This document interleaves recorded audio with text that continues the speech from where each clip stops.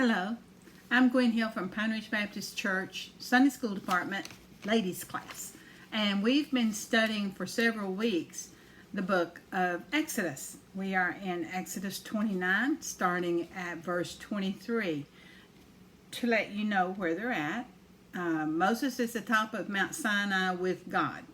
God has been dictating to him how to do different things to form this 2.5 million strong group of people into a nation. You have to remember, these people are slaves. They have never been a nation. For 430 years they were captive, were in Egypt. They weren't in their own land. God has promised them a land, promised Abraham, their ancestral father.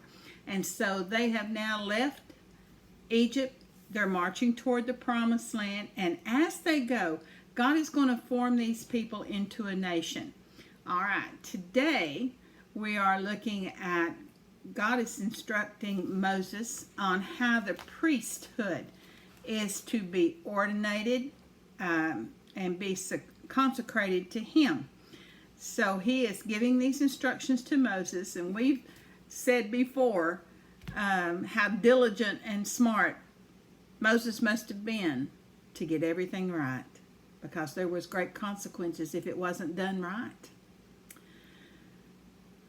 So verse 23, we're talking about the sacrifices. We're still within this 7-day period, the instructions for the 7-day period of dedication, of ordination, of consecration of Aaron and his 4 sons.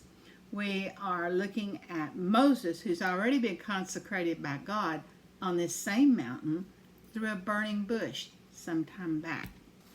So verse 23, from the basket of bread made without yeast, which is before the Lord, take 1 round loaf, 1 thick loaf with olive oil mixed in, and 1 thin loaf. Put all of these in the hands of Aaron and his sons, and have them wave them before the Lord as a wave offering. We're at the fellowship part, where God is going to symbolically take a meal with these men. Okay, so the first thing they do is they take the bread and they do a wave offering. The wave offering is they take the bread in their hands and they make a sweep up, they make a sweep to each side, and a sweep down, and then back a sweep up. And that's a wave offering. The first part of the offering is to offer it to God, and then you go north, south, east, and west. God's at the north, and then the others, to encompass all the people. All right? So then 25. Then take them from their hands and burn them on the altar along with the burnt offering for a pleasing aroma to the Lord, a food offering presented to the Lord. This is burnt to an ash on the bronze altar. 26. After you take the breast of the lamb for Aaron's ordination, wave it before the Lord as a wave offering, and it will be your share. Okay, so they're going to take the breast of the offering. Okay, they take the meat, they go up, they go side to side, down. All right, so now, but this is Aaron's share. The Lord provides for his priest. They get a portion of all the sacrifices with the exception of the sin sacrifice. Get a portion of the rest, and that is their quote payment for being in the priesthood. They feed themselves, they feed their families, any extraneous family, and they can take anything that's left over and they can sell that even in the marketplace if they want to. It's just legal. But today, we're talking about the ordination. The rules are different during the ordination, but it's very close. That's what he means by Aaron's part. All right, 28. This is always to be the perpetual share from the Israelites for Aaron and his sons. It is the contribution of the Israelites are to make to the Lord from their fellowship offering. In verse 27, I'm reading from the New International Version, And if you go and look at the Old King James in 27, when I interpreted it and said waved here, this says waved. That was waved, and the thigh that was presented. And I made the motion that the priest would make, okay? But the word in the Old Testament, in the Old King James, is heaved. And the word heaved is it's taken up and then it's taken down. And that's the heave offering. I offer it to God. Thank you for man, my part.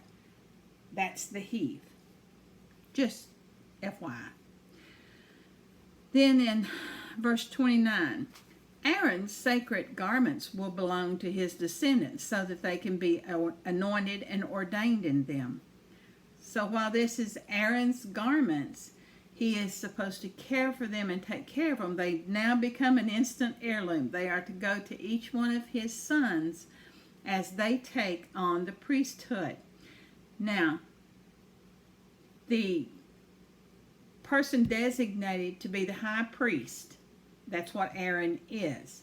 And he will choose, with God's direction, which one of his sons will take the high priest position at his death, or if he becomes unable to serve. Aaron's sacred garments. What are Aaron's sacred garments as the high priest? We have studied those the last couple of weeks. Remember, the ephod has got the name of 6 tribes on one shoulder and 6 tribes on the other. He has the breastpiece that has a stone for each of the 12 tribes across it. And each one of those stones represents one of the tribes. The stones are reminiscent of the color of the pennants that each tribe had when they marched out of Egypt. It is a multicolor vest garment with the bottom of it is got knitted pomegranates and then a tinkling bell. Then a pomegranate and a tinkling bell. There is a lot of gold in it. There's gold thread woven into the ephod. And then he's got a white garment underneath, a white linen garment underneath. That garment is, especially the ephod, is what the Lord is talking about that needs to go to his sons, so to take care of them. All right.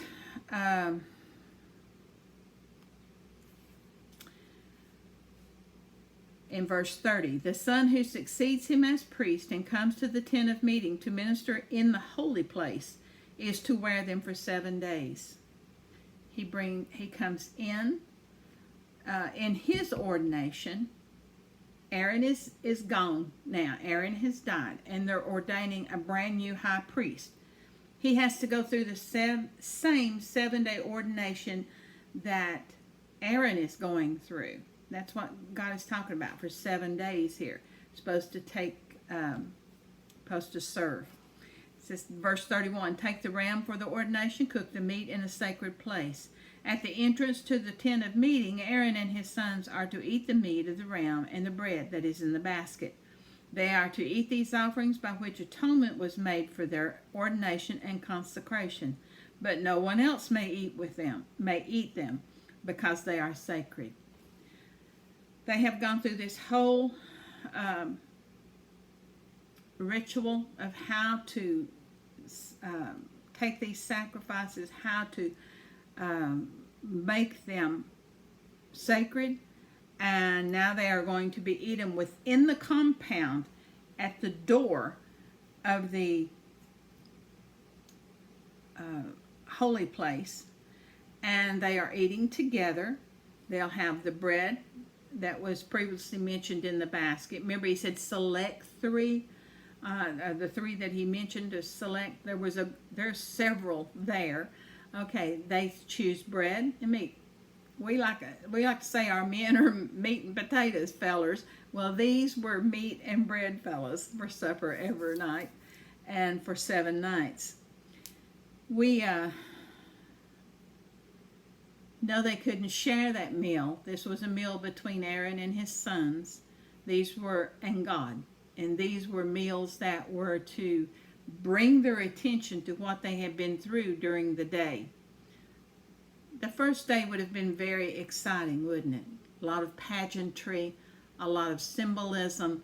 They would have got a lot of instruction from Moses as to what each sacrifice stood for, what it was for, and how to conduct it. Day 2, and at the end of the day, they would have eaten this supper. Tomorrow, they do this exact same thing. They're washed. They present a sin offering. Then they do the other offerings, and at the end of the day, they're sitting there with their bread and meat to eat.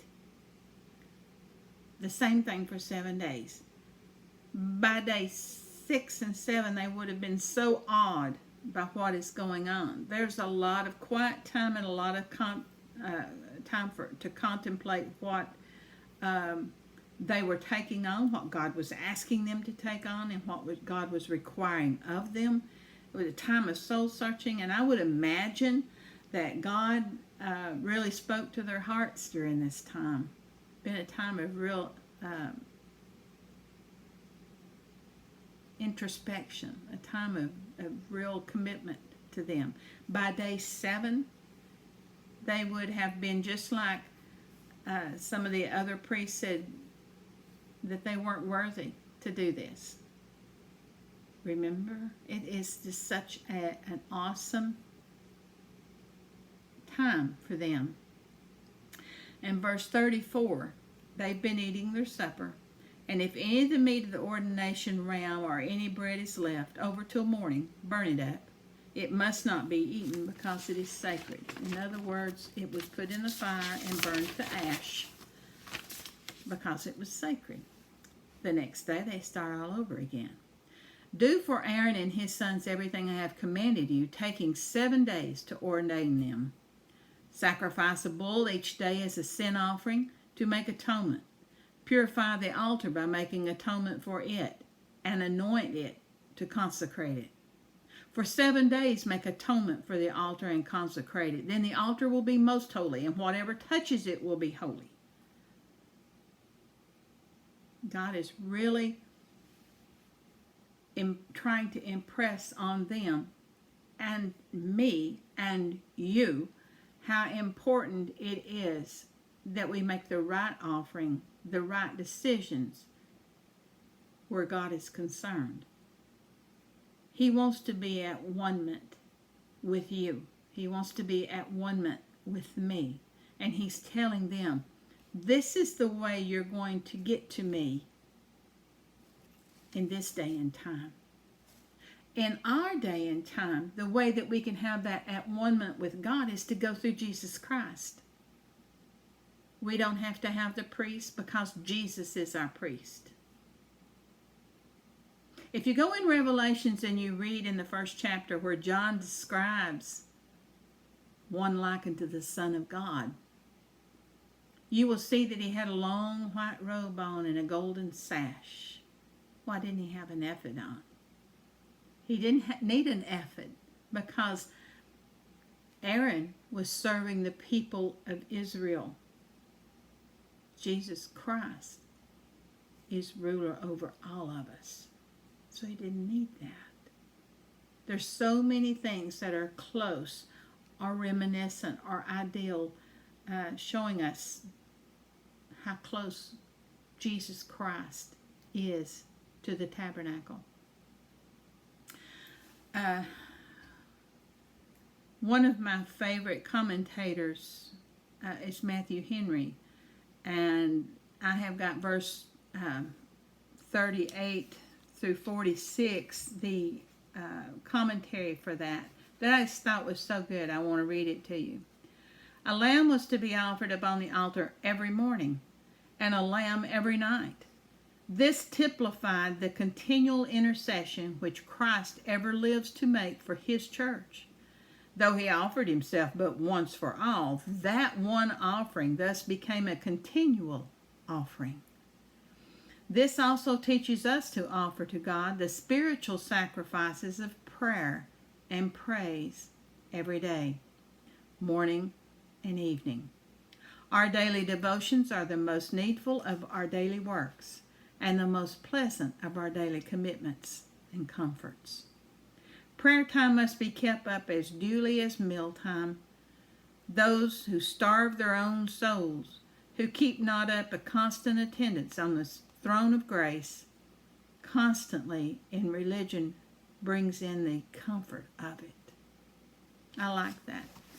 I was listening to Alan Nolan, and he made a great comment. He said you can sum up the whole of our Bible, the whole of the Word, very shortly. God wanted us out of nothingness. He created this universe, the stars, the heavens, and he made this blue orb to float in space. And on that blue globe, he blessed it with life. And he wanted to commune with this life that he made, these humans that he made. He wanted them to have a choice as to whether to be with him or not. And in the first days, he walked in the garden with Adam and Eve, and they communed together. What a sweet, sweet time that was. It pleased Adam and Eve, and it pleased God as well. But then, we all know what Adam and Eve did. They began to wonder if something else wasn't better. So we lost the Garden of Eden because of sin.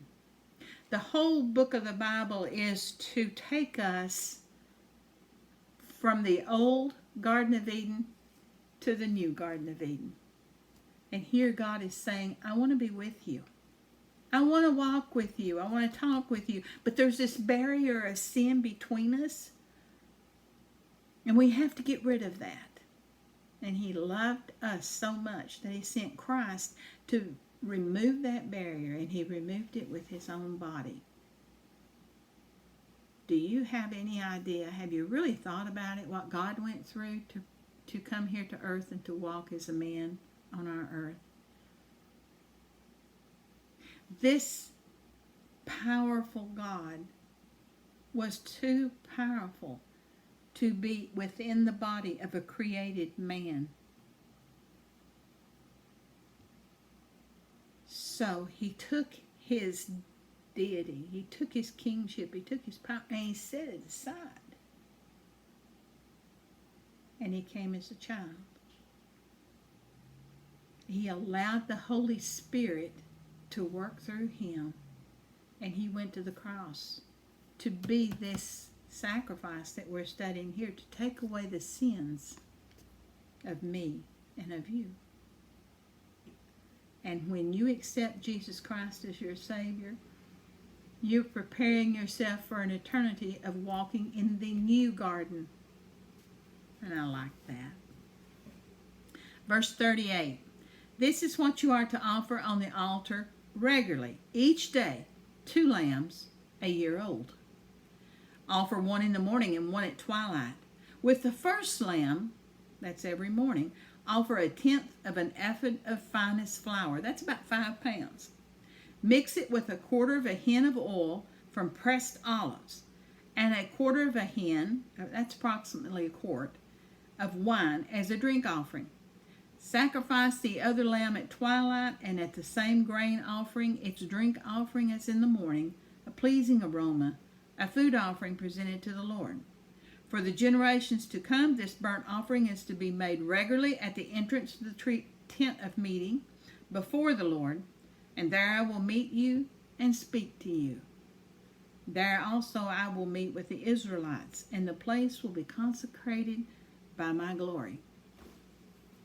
Have you ever thought about the light that is going to be in heaven? It's the Shekinah glory of our God. There won't be a sun or a moon or a stars. We'll be bathed in the light of his glory. I think that'll be absolutely fantastic. How warm that will be. How comfortable. God's getting ready to come meet with his people. He's given them the instructions on how to build the tabernacle. Verse 44.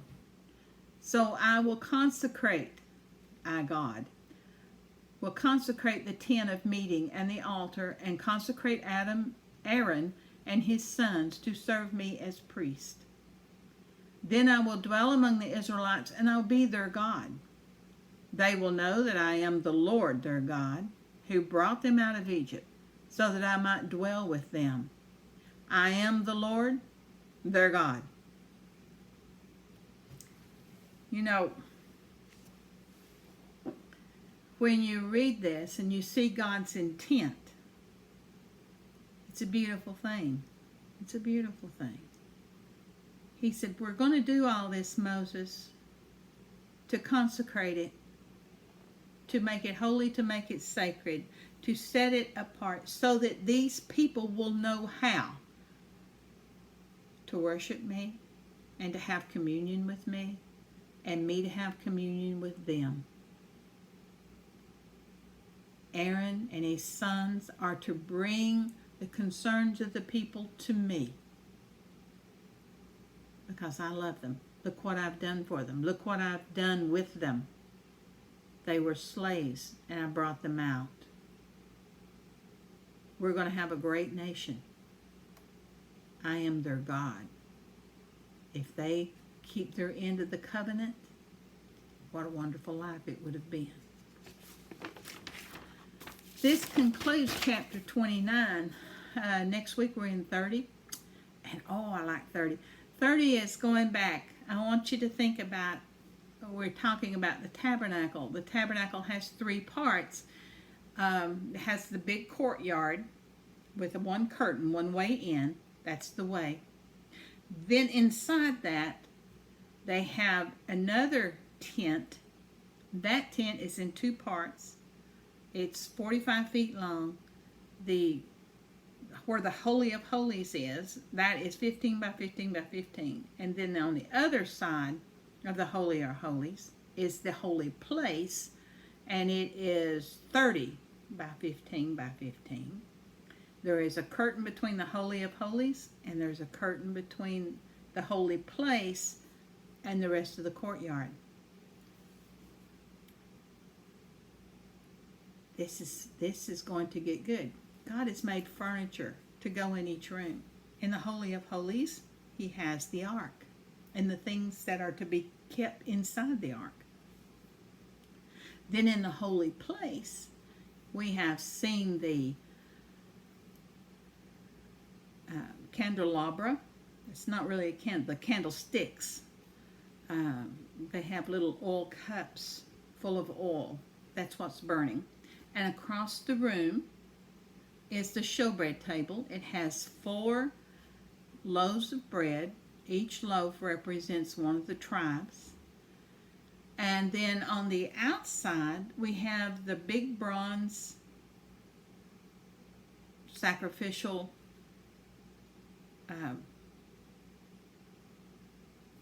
altar. There's 2 pieces that we haven't talked about. And we're going to talk about them next week. One is the laver, which is in the courtyard. It's between the bronze altar and the opening into the holy place. And the other is the table of incense. And it is between the opening to the Holy of Holies and the holy place. It's right up against the curtain, right close to the curtain of the Holy of Holies. As close as you can get to the Holy of Holies without going into the Holy of Holies. And how much meaning and symbolism is between those. It is remarkable. So, hope to see you back next week. Have a real good week. Good night.